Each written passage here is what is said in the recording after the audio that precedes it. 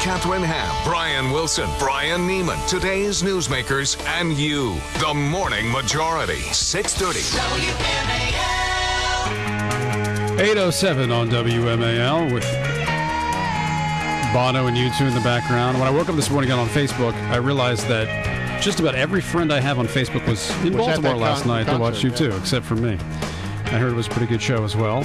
By the way, you can meet us if you want to come and say hi to us. We're inviting you. We're kind of like you too. We're kind of like you too. Yeah, maybe we can get 70,000 people in the Hyatt Regency. Wilson plays guitar. He's the Edge. Right. You play drums, Larry Mullen, and I can be You get to be Bono?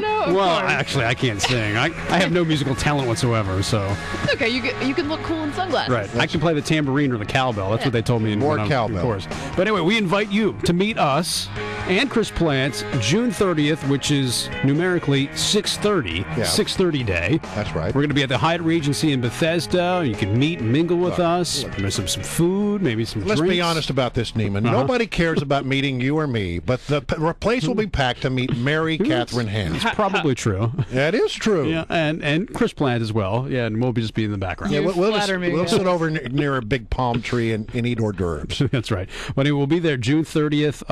You need to go online to our website, 630WMAL.com, and RSVP, and then we'll contact you and confirm your date or your ticket or whatever, and we'll see you next Thursday at the Hyatt Regency in Bethesda. I'm really looking forward to it, actually. Sounds good. Lanny Davis joins us now, of course, a good friend, former Clinton White House counsel. Lanny will come, won't he? Author of Purple Nation. Will you come, Lanny? We won't pay you, but you can, maybe we'll buy you a drink. There'll be some hors d'oeuvres. I'm awful busy nowadays organizing the Michelle Bachmann for President Committee. Hey, you may get your wish. Did you see that poll showing that she's in the lead right now? 24% of Republicans like her. Go, Michelle, go! I'm just such a great fan of hers. I hope the Republicans nominate her, and then President Obama can go on a vacation for 3 months. All right, just like Newt Gingrich. We'll see, but we were going to ask you about that. Did you? What's the latest number, Brian? Was it 3 in 10 right now? Yeah, that's the question, Lanny. 3 in 10 people in America, according to a survey from Bloomberg, now say that they are certain that they will vote for the president.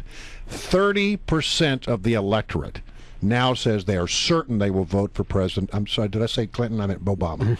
President Obama. Are you surprised by that? Well, I don't know. No, of course I'm not surprised. If you look at the electorate, and I liken it to a football field, 30% have made their minds up no matter what you say to them on both sides of the football field.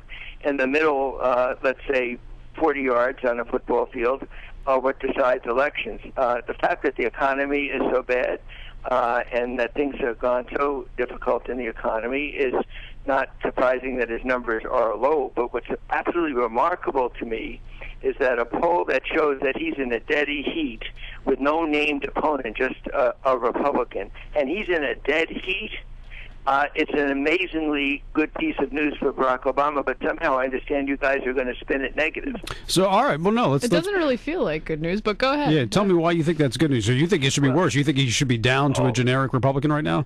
Oh, my goodness. If you look at all the other numbers that is standing on the way he's handled the economy, of course, is negative.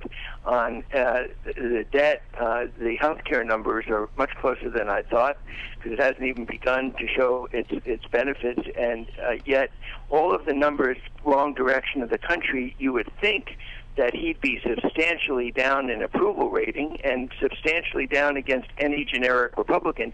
He's in a dead heat where you don't name the person. Now let's name Sarah Palin and see what the results would be no matter how bad the news is. I think Barack Obama is looking great. If in this bad news, he's in a dead heat. But you're doing that thing that I always warn Republicans not to do, which is to underestimate Barack Obama and where he should be based on his personal skill, because he's well-liked and he's really good. I mean, that's. I feel like you're managing expectations on me.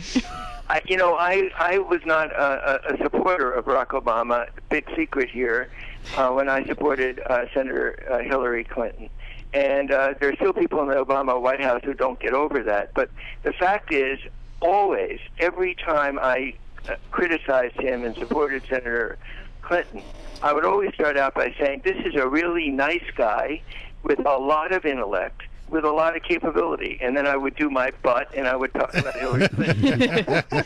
You know, my son was for Barack Obama, my oldest son, and he used to say, it would irritate him, Dad, will you just forget about the positive stuff you say about Obama, because I know you're getting to the butt.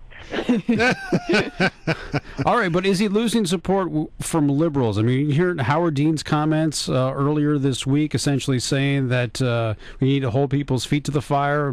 Change just isn't a word anymore, and grassroots doesn't come from Washington; it comes from outside. Almost like he was trying to start a Democratic version of the Tea Party.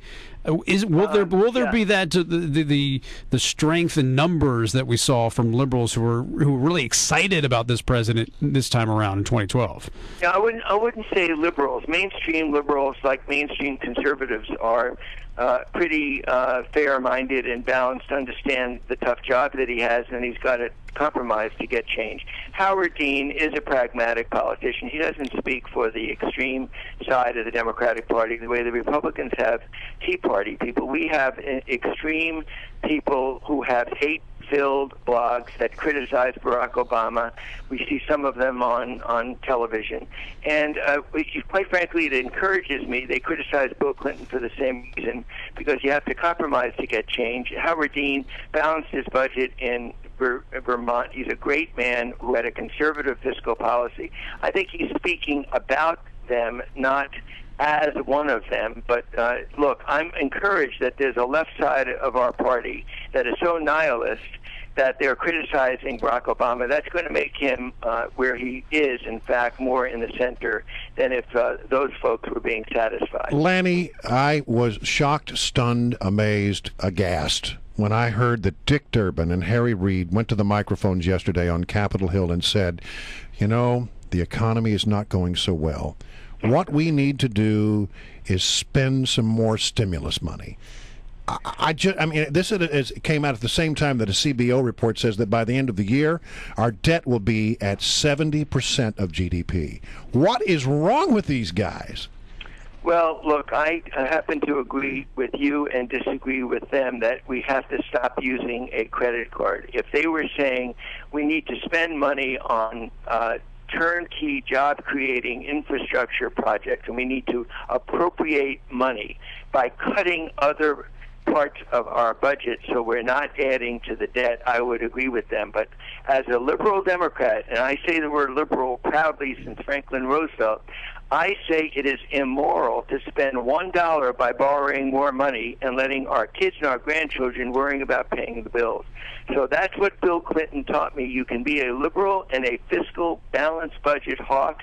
Clinton inherited $300 billion of deficit in '92, and he left office with $1 trillion of surplus, and the Republicans helped in that. It was a bipartisan victory for the American people, and I'm sorry to say my friend George Bush, who you know I have a soft spot as an old friend from college, took that $1 trillion deficit and turned it into a $1 trillion surplus, and in a space of 8 years turned it into a $4 trillion deficit. Now, he had 9/11 and 2 wars, but he had a tax cut that cost at least $1 trillion.